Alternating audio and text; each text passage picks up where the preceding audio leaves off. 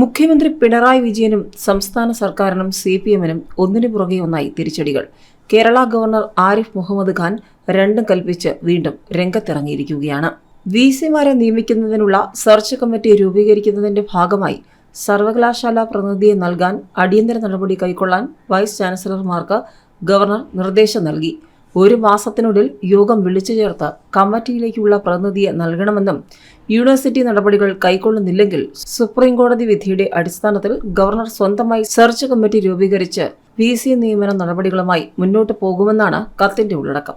Search കമ്മിറ്റിയിലേക്ക് university പ്രതിനിധികളെ നൽകാൻ VC-മാർക്ക് ഗവർണറുടെ നിർദ്ദേശം.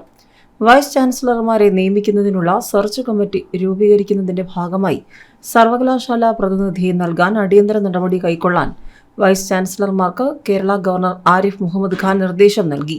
Kerala, MG, CUSAT, Kannur, Malayalam, KTU, agriculture, fisheries VC-മാർക്കാണ് രാജ്ഭവനിൽ നിന്ന് കത്തയച്ചത്. ഒരു മാസത്തിനുള്ളിൽ യോഗം വിളിച്ചു ചേർത്ത് കമ്മിറ്റിയിലേക്കുള്ള പ്രതിനിധിയെ നൽകണമെന്നും യൂണിവേഴ്സിറ്റി നടപടികൾ കൈക്കൊള്ളുന്നില്ലെങ്കിൽ സുപ്രീംകോടതി വിധിയുടെ അടിസ്ഥാനത്തിൽ ഗവർണർ സ്വന്തമായി സെർച്ച് കമ്മിറ്റി രൂപീകരിച്ച് VC നിയമന നടപടികളുമായി മുന്നോട്ട് പോകുമെന്നുമാണ് കത്തിന്റെ ഉള്ളടക്കം.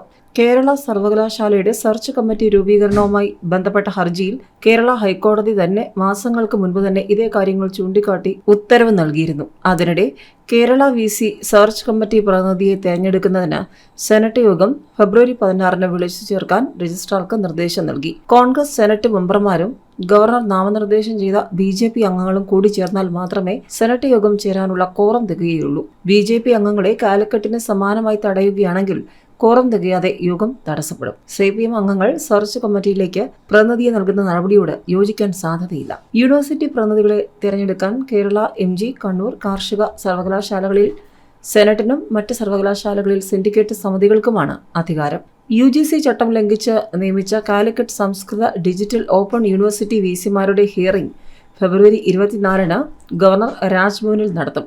ഇത് സംബന്ധിച്ച നോട്ടീസ് VC-മാർക്ക് രാജ്ഭവൻ അയച്ചു. ഹൈക്കോടതി ഉത്തരവ് പ്രകാരമാണ് ഹിയറിംഗ് നടത്തുന്നത്. സുപ്രീംകോടതി ഉത്തരവ് പ്രകാരം ഇവർ അയോഗ്യരാണെന്ന് ഉത്തരവിട്ടാലും VC-മാരുടെ പിരിച്ചുവിടൽ നടപ്പാക്കാൻ 10 ദിവസം സമയം അനുവദിക്കണമെന്നും ഹൈക്കോടതി ഉത്തരവിലുണ്ട്. അവർക്ക് പിരിച്ചുവിടലിനെതിരെ അപ്പീൽ നൽകാനാവും. സുപ്രീംകോടതി വിധിക്ക് അനുസൃതമായാകും ഗവർണർ ഹിയറിംഗ് കഴിഞ്ഞ് തീരുമാനിക്കുക.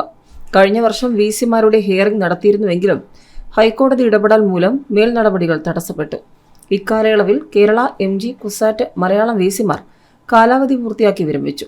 കണ്ണൂർ ഫിഷറീസ് VC-മാർ കോടതി വിധിയിലൂടെ പുറത്തായി.